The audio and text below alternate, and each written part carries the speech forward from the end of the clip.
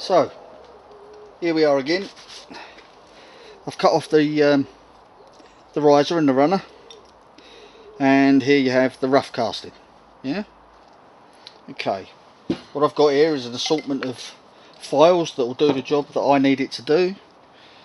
Got a heavy duty one, a lighter duty one, and an even lighter duty one. You'll see the jobs that I mean. There's quite a lump there. I could, to be fair, actually, I'm going to save that one for later.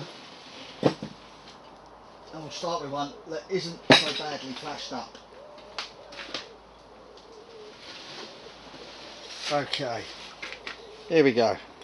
One that isn't so badly flashed up. So, there is a little bit here. I can take that off with a pair of pliers. Excuse me a second. As you see, I can take that off with a pair of pliers.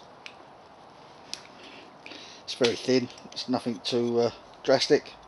Right, so we have the rough casting. So, taking my heavy duty file, using something soft. Now I don't want to put this in a vise because it's pewter, and a vise would be too harsh, and you'd probably end up with the teeth marks of the vise all over your job, and you don't want that. So, get a good firm grip of it, and then file around the edge.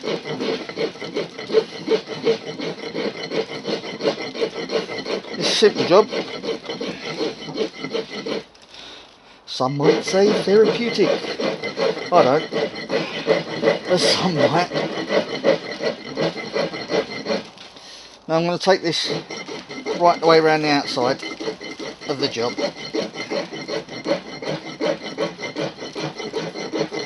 On the job itself, I know exactly where the circle starts and where it finishes, which is helpful. So it gives me something to play with when it comes to filing it down. Now what I'm looking to do is make it hand safe, soft edged, so that when you're wearing it, it doesn't cut into your clothes. When you're picking it up, it doesn't cut into your hand, and it feels tactile and soft in general, which is one of the great feelings you get with pewter. I find it so lovely material to. It's just beautiful texture on it.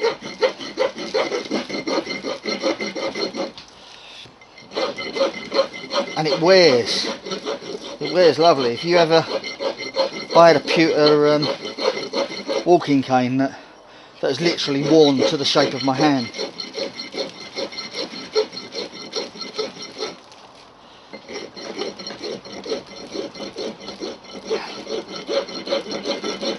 So don't worry about the file marks being too heavy duty, because with use the edges will become softer and softer and more aesthetically pleasing because of what it is, because of the material, what it's made of. Lovely stuff. So I've done the underside, I've done the top side. Now I'm going to take off the moulding marks.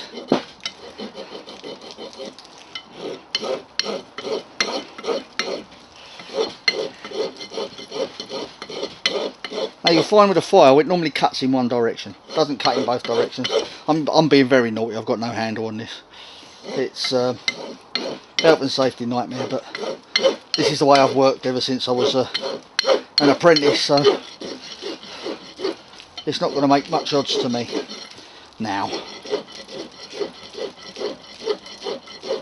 What's the old, you can't teach an old dog new tricks? Well, you can, but he won't thank you for it. So,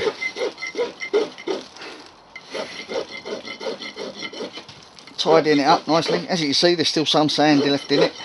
I'll remove that soon with an old nail brush. And you'll notice the metal itself, where I'm handling it, is going dull. Well, don't worry about that. If you cast pewter or you cast lead or anything like that, that'll happen. It's just one of those things. it cleans up later when you polish it, so I wouldn't worry too badly.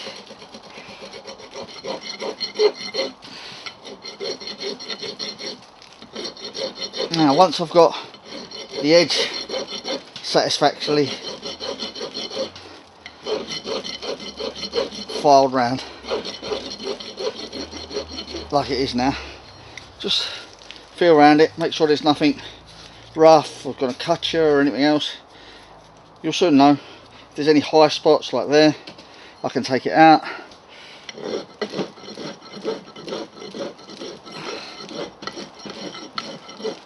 Again, I'm leaning on some matting so that when I'm putting pressure on it, it doesn't crush my pattern, and it doesn't. 1 minute, and that's my beautiful lady telling me there's food on the table, so I'm going to be quick with this now. Right, so I've done that bit. Right, the other issue is, see this boss was made oversized. The reason it's made oversized is so I can file it to the size I want it to do, because eventually I want it to fit into a belt hole like that. At the moment it's far too big, so using a file that's got a soft edge, you have a hard edge which has got a cutting edge and a non-cutting edge on some files. That's the type of file I want to use, because I'm going to use the non-cutting edge against the job, and then I'm just going to rock backwards and forwards until I get that point a reasonable size for what I need. Now I'm only doing the back of the pin because the front of the pin gets something separate, because I want to put a lip on that. Now I've got it roughly to the size and shape that I want it. Give it once over. Be gentle with this. I mean, at the end of the day, you're cutting pewter with steel. Steel will cut through it at quite a rapid rate of knots, so be careful what you're doing. It's often best to check frequently, but I've done so many of these now that, see, it's almost there, so give it another once over, making sure that the soft edge is against your job so you don't mark the job unnecessarily. There you go. Oh, that's taking it down just nicely. And so now that should, with any luck, just pop straight into the hole like that. So what I'm going to do now is take my finest of files, and I'm going to use that sharp edge. I need that sharp edge, but I'm going to be careful about it because, again, I don't want to mark too much of the job. And all I'm going to do is I'm going to lay it flat, leaving that bit proud, so that when I file, I'm actually making a hook. Yeah, does that make sense? See, I'm making a hook. Yeah, so when I put that and offer it to the belt, I can push it through and it'll hook and hold, which is what you want. There you go, that's the peg done. Then, last job, you can do this with a wire brush. I don't particularly want to because I don't want to mark the actual job, so I'm using an old nail file to do it. Nail brush I should say, sorry. And I'll just clean the job up like this, taking any excess sand out of it. As I said, don't worry if it goes dull because you're going to polish it later.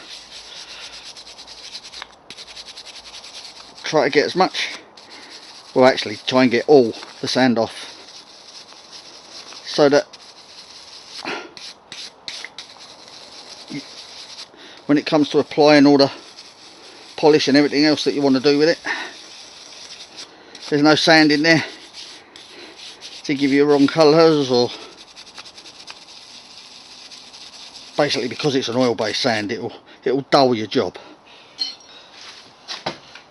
Now I've got two holes on this that, oh no, that's had it. There are two holes on this that are there just in case you don't want to wear it as a belt buckle. You'd prefer to wear it as a medallion, which I can't see something because it's about half a kilo in weight, but I have one situated. There you go. There you go. Clean job. But I have one situated on my my favourite vehicle, and I use it as a mascot on my favourite vehicle. It hasn't got any of this gubbins on it. I took all that off so that I could bolt it to the vehicle using these two holes. Some people might want to do that, so that's the reason I've left it there. And it's also integral to the mould, to the pattern that I made originally. And there you go. There's one cleaned up casting. Next job, paint polish. Oh, and add a clasp. Generally it's a drill hole there, drill a hole there, make yourself a nice square for your belt to go through. There you go, belt buckle, and then we'll get on to the painting and finding and finishing at a later date. Thanks again, thanks for watching, bye.